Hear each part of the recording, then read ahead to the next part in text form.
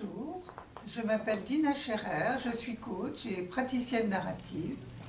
Aujourd'hui, j'ai envie de partager avec vous un concept que j'affectionne particulièrement et qui colore ma pratique. Ce concept, je l'ai appelé l'œil d'amour ou le regard Pygmalion. En fait, c'est l'idée que le regard que l'on porte sur un individu forge son identité. On a une histoire avec toutes les personnes que l'on a croisées dans notre vie. Certains de leurs regards nous ont fait grandir et d'autres, à l'inverse, nous ont dégradés. En avoir conscience permet de prendre soin des autres. Et en prenant soin des autres, on va prendre soin de soi. Il n'y a rien de plus fort pour regagner en confiance ou pour se sentir utile que de contribuer positivement à la vie d'une personne.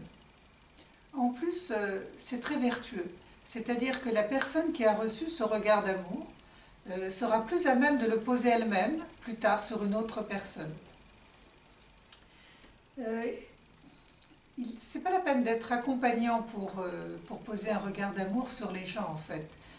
Je pense que nous avons toutes et toutes et tous le pouvoir de changer la vie d'une personne en fonction du regard que nous décidons de poser sur cette personne.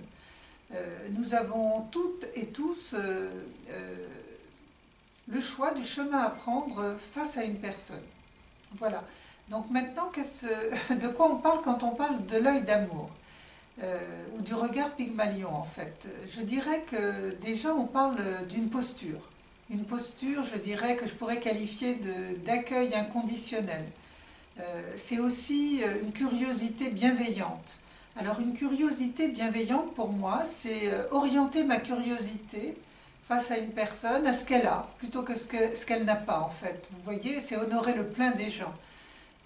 Voilà. Ce que j'ai envie, peut-être à ce stade, c'est de partager avec vous quelques idées qui m'aident à soutenir ce regard Pygmalion face aux personnes que j'ai en face de moi. Donc peut-être que la première idée que j'ai envie de partager avec vous, c'est que face à une personne, je me dis souvent que c'est comme un pays, une personne. Pour faire connaissance avec une personne, c'est visiter ce pays que je ne connais pas, qui a ses traditions, ses us, son langage. Et je me propose de visiter ce pays vraiment, entre parenthèses, bien sûr, comme une touriste. C'est-à-dire que quand on visite un pays, on va s'attarder à ce qu'il y a de plus joli dans ce pays. On n'a pas beaucoup de temps pour visiter un pays. Donc je vais plutôt m'attarder à ce qui est de plus joli, en fait, dans ce pays. Donc voilà, je vais m'intéresser au beau chez la personne en priorité, bien sûr. Ensuite, alors ça c'est une idée qui m'aide.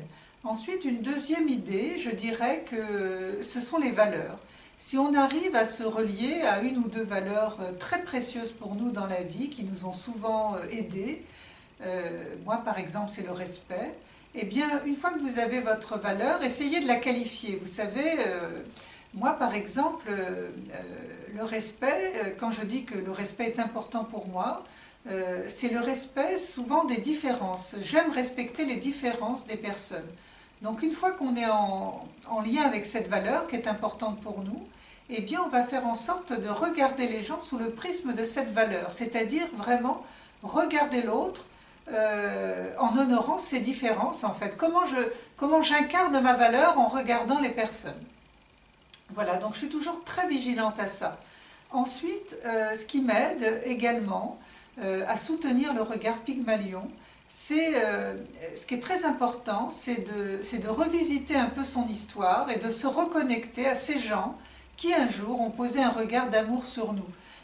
Un regard d'amour, ça peut être juste qui un jour nous a accordé de la valeur. Quel est le parent, le professeur, l'ami qui nous a regardé de manière à ce qu'on se sente plus fort en fait. Donc une fois qu'on s'est reconnecté à ces personnes, et bien se dire qu'est-ce que le fait d'avoir reçu ce regard d'amour a produit chez moi? Qu'est-ce que ça m'a permis de réaliser en fait? L'idée est de prendre conscience que nous en avons reçu des regards d'amour et qu'en plus le fait d'en avoir reçu a changé d'une certaine manière notre vie. Et pour terminer, une dernière petite idée, je dirais que pour soutenir le regard Pygmalion, cela demande un minimum d'anticonformisme et de courage pour résister à notre système social qui formate, qui valorise le CV plus que la personne, qui nous impose des normes, qui nous fait nous comparer en permanence et induit de la compétition. Donc le porteur du regard Pygmalion devra s'affranchir des diktats du système pour pouvoir porter son regard ailleurs, là où tout redevient possible. Si ce sujet vous intéresse, je vous invite à regarder une conférence que je vais animer sur ce thème le 14 décembre prochain. Cette conférence est gratuite. Elle est organisée, si vous voulez la retrouver, l'événement s'appelle l'Avent, calendrier de l'Avent VOLA, V-O-L-A. Voilà, pour vous y inscrire, c'est à 19 h le 14 décembre. Sinon, j'ai un livre sur ce thème qui va sortir le 12 janvier prochain. Voilà, aux éditions Le Duc. Donc, écoutez, en attendant, je vous souhaite de très jolies fêtes de fin d'année et prenez soin de vous. Au revoir.